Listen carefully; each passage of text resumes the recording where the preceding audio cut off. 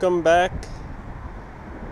It's a cool spring day here in Maryland, and I think it actually started snowing just now, which is kind of a bummer, but I'm just heading back out to the boat. Been starting on the Main Saloon.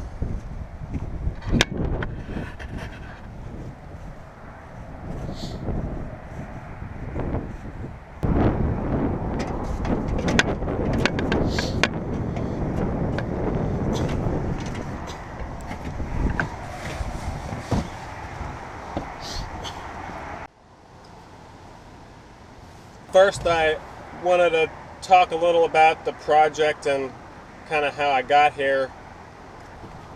A couple of years ago, I would have never even thought it possible to take on this kind of project. I bought my first sailboat, a Catalina 22, and it was in perfect working order. It didn't need any work. And when I was looking for a boat, I was kind of sticking to things that were more expensive and, in perfect condition. I was avoiding anything that had even the smallest amount of doubt about something not working or needing to be fixed. It's hard to describe how I progressed from that to looking for a boat on purpose that needed the most amount of work possible, basically. And really, I had no boat-specific experience. I'd experimented with fiberglass a little bit and done a small amount of woodworking, but nothing on this scale. Pretty good with electrical, so I guess the first hurdle is having enough confidence to say that you can start working and know that any problems that come up, you'll be able to figure them out with a... Ooh, it's a little windy. But if you can accept that there's gonna be obstacles and things are not gonna be easy all the time, that's really probably the biggest difficulty. The other challenge I have is that I work a full-time job as well. It's hard sometimes to fit in the time. It also can be hard to have the energy too. But for the most part, my free time is spent on the boat. Okay, well, enough talk for now. Let's go down. I'm working on the Main Saloon, and I'll show you what I do.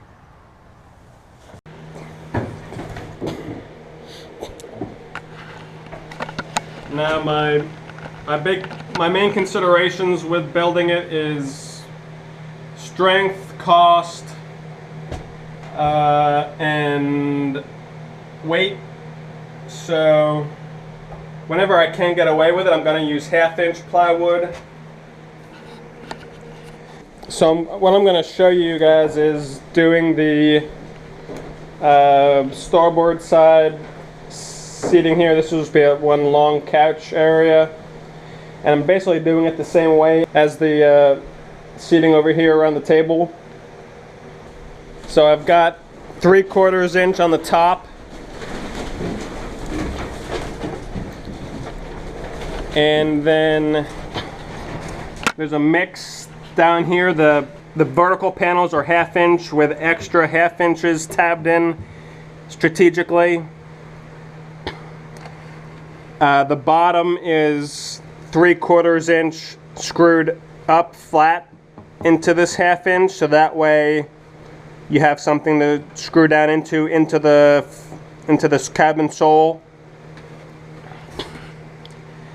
Anywhere that there's a joint, for example, with this area being a door or a hinged opening for access, I've got flat 3/4 inch glued and screwed into vertical 3/4 inch, and I wanted to give myself as much storage as possible, so all these are going to be opening here. So here was a interesting fix I had to come up with for this hatch down below. Happened to be right in the center of this panel.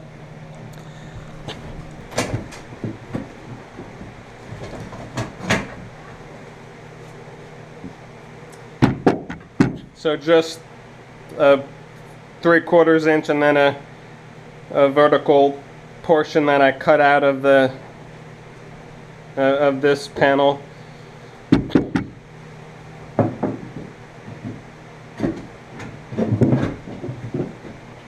Alright, so onto the starboard seating. I wanted all of these to be at least 6 feet long so that they can be berths. I ended up going with 6.5 feet because I had a little room to spare, and you know, you kind of, if you're spending a lot of time in the saloon, you definitely want it to be comfortable and spacious. Now, this is 1/2 inch mixed with more 1/2 inch strips. Now this one's a little different. I've got a bit of a surprise I'm building in to this, so there's a little extra down here, but I'm going to save that for later. You can see I've got a little indentation from the bottom here. So I've got this panel level to the cabin sole with a T-square, and then I've got another leveled piece I've got clamped coming off here because I'm going to make the I'm going to tab in the piece that is the back side of the couch. So I've got this piece level, and I cut some cardboard to match the shape of the hole. I didn't use any, you know, thing fancy. I just kept trimming it till it matched. And the main thing I want to do is make sure that the side against the hole matches. Alright, I've got my piece cut. It's a little bit larger than I need it.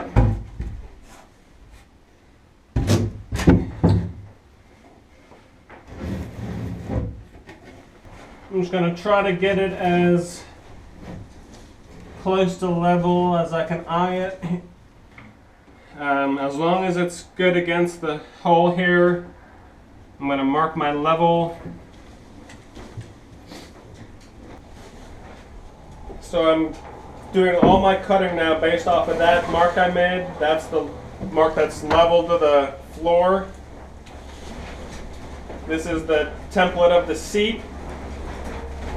So I know the depth of the seat and the angle and height of the back of the seat, and the height from the floor to the bottom.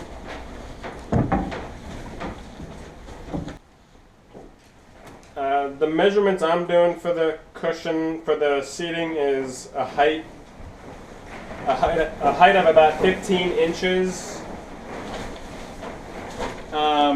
And then there'll be probably 4-inch cushions on top of that, so about 19 inches. The depth is 21 inches, and the height of the back is about 18. And that's just kind of going off of you know, I measured the couches in our house to get a rough idea, and then kind of just looking around and thinking what was comfortable, the most we could fit in, you know, with the most comfortable we could make it with the least amount of space taken up.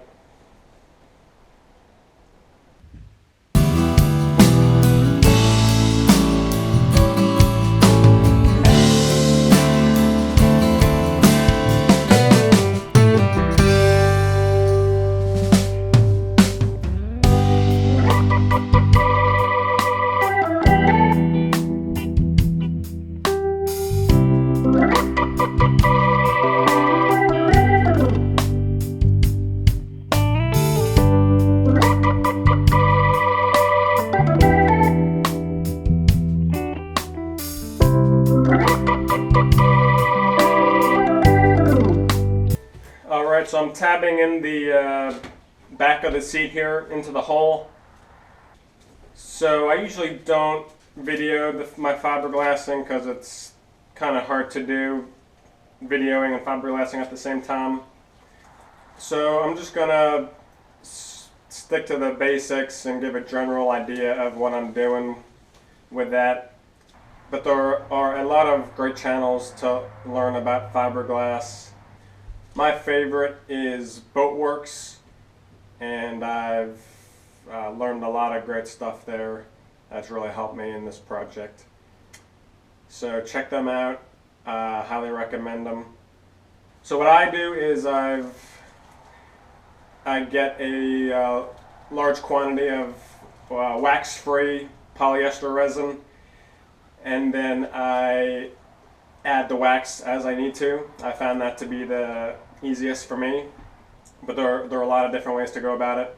So the polyester resin has to be air inhibited to cure.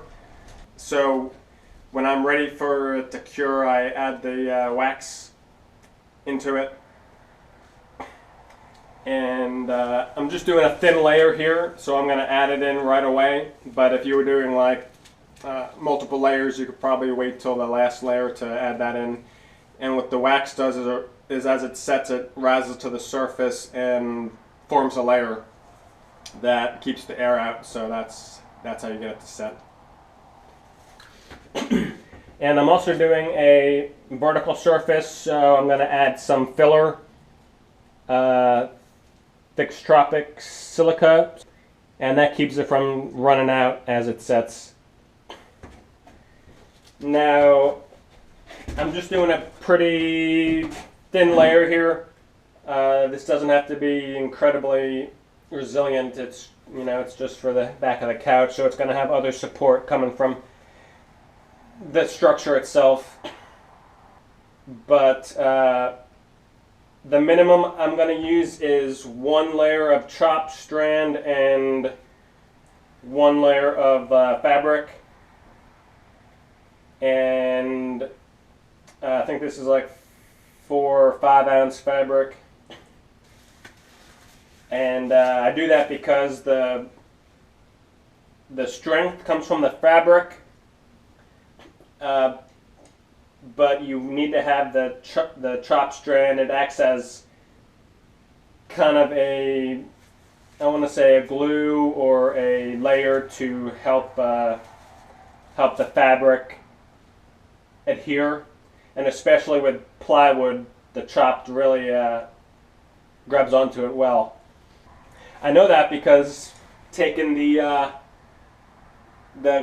replacing the core,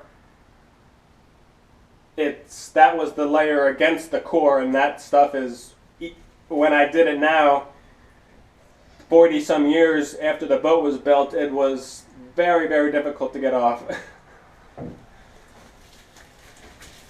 All right, let's get to it.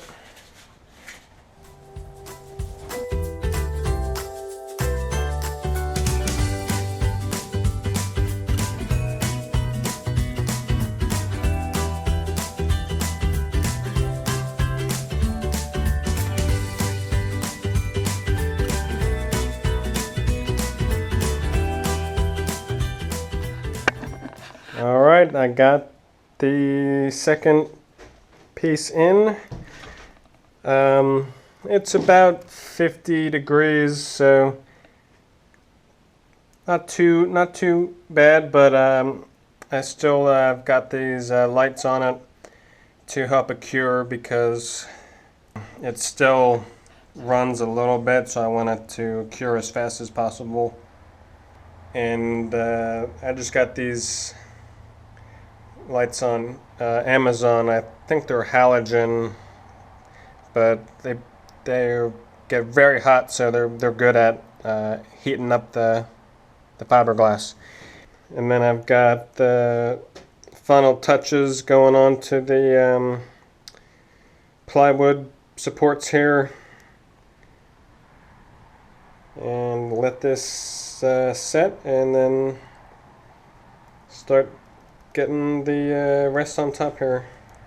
I want to talk about the marine plywood for a minute. I've read a lot of people commenting about the plywood and sealing it. Now, I'm not sealing it in the sense that every piece I cut, I'm gonna coat every inch of it before I put it in the boat. It's kind of unrealistic in cost and labor, especially because you'd have to use epoxy, because if you wanted to join anything else to it, that's the only real practical way to do it. And epoxy is twice as expensive as polyester resin. It's probably one of the most expensive parts in that area that you can get. Now, that doesn't mean I'm not protecting the plywood, so I'm focusing my efforts on any direct water getting to the plywood, in the sense that I don't want any water sitting on it, and that's my biggest concern. So when the boat's closer to being finished, then I'll be painting any open areas, or putting veneer or other kind of protection over it. The cabin sole will have like a fake teak plastic, but I want any water that gets in to run into the build, so I want to have it in a way that it doesn't sit anywhere, get stuck in any nooks and crannies. So that is one of my main efforts there when I start finishing the boat. I also originally didn't think about protecting the underside of the cabin sole, and initially I wasn't concerned about it because I wasn't really worried about water sitting in the bilge and just having that moisture there go up into the wood. And the more I thought about it, I kind of saw how water could possibly splash up, or if you're heeled over a lot, it could run up the sides.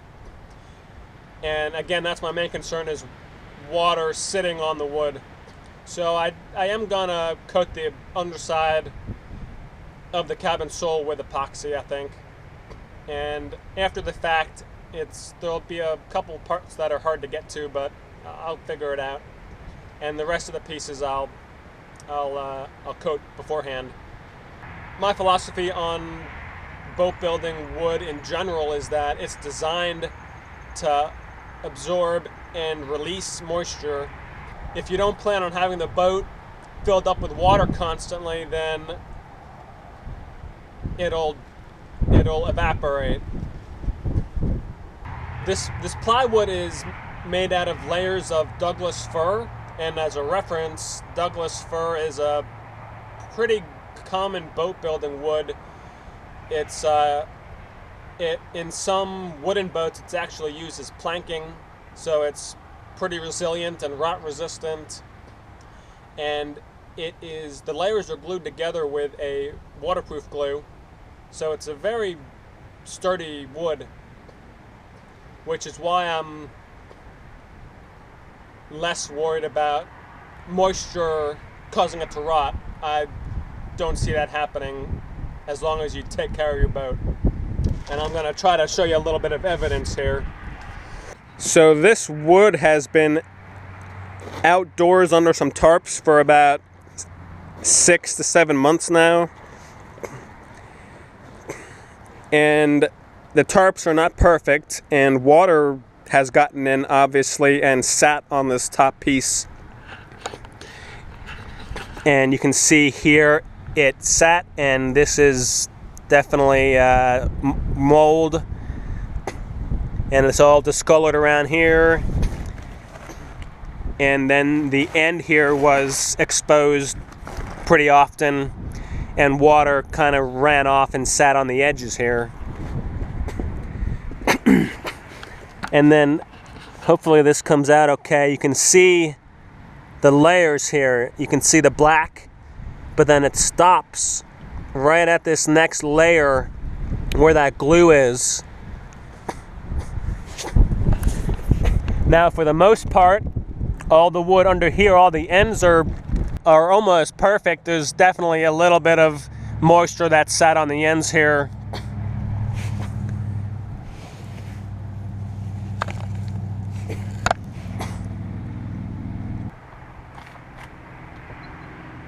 Now, actually, one thing I'm more concerned about is if you go through a whole lot of effort sealing up the wood, and you're inevitably going to be drilling into it and screwing it and putting screws in it and joining other things to it, is that a small gap into a piece of wood will act like a one-way valve, basically, and water can easily get in, but then it cannot get back out. So I'd rather have a path for the water if it happens to get in, which I don't want to happen, but to give it a way to exit the wood if it happens to find its way in. So I've got my moisture meter out here. I'm going to do a little testing. And let's start with the black part at the very top here. It was recently got rained on.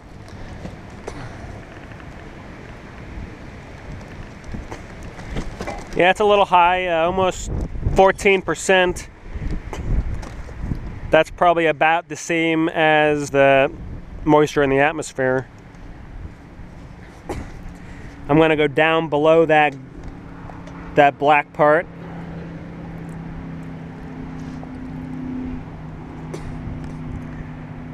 Down to 10%.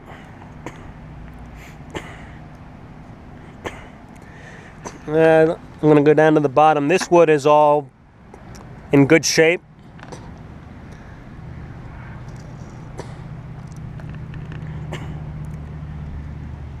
%, again.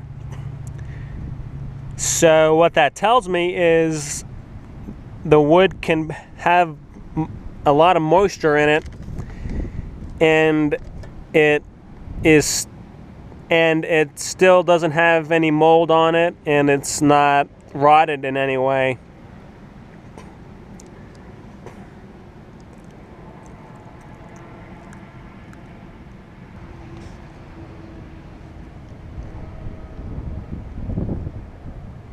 Alright, well, I'm sure I'm going to get plenty of feedback, and hopefully it's productive. Alright, well, thanks for watching, and don't forget to like and subscribe. See you next time.